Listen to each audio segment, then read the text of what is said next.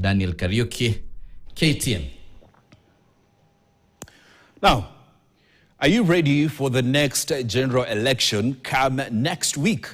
Well, a High Court in Malindi has ruled that Kenya's next presidential election ought to be held next week on Tuesday rather than as scheduled for August 2027.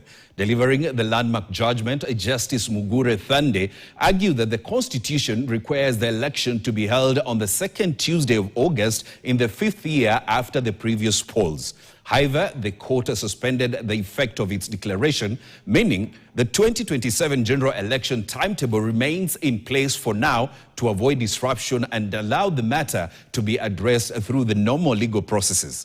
Milia Kisenya reports. Kenyans are expected to be heading to the ballot on the 11th of Tuesday next week. That has emerged following a ruling by a High Court in Malindi, placing the legality of President William Ruto's reign in office in question.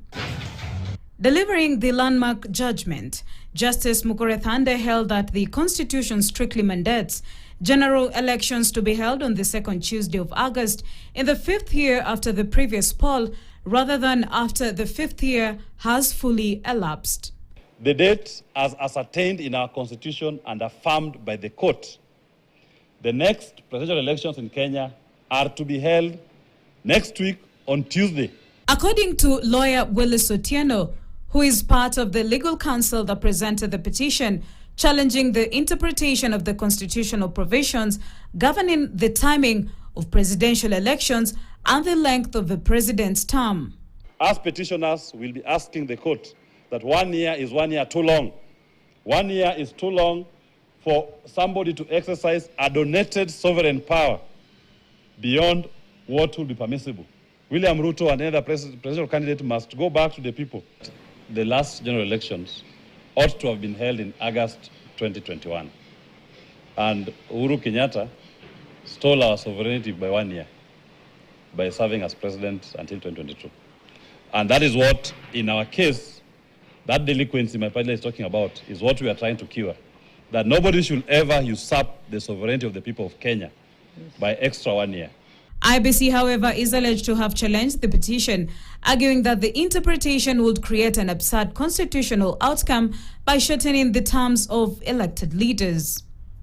Justice Mugure Thande, in her ruling, interpreted that because the 2022 general election was held on 9th August, President William Ruto's first year in office should have ended on the 8th August 2023, with his final term thereafter falling on this month, with the earliest second Tuesday of August in this 5th year being 11th August. Let me say, William Ruto, your time is up.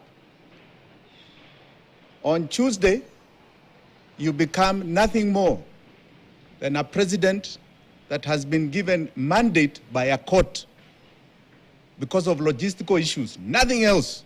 However, Mugure suspended the declaration of the invalidity for now until after the general election to avoid disruption, leaving the current electoral timetable intact while allowing the matter to be addressed through the normal legal process.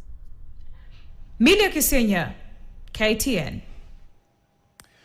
President William Ruto's continued hosting of delegations drawn from different sectors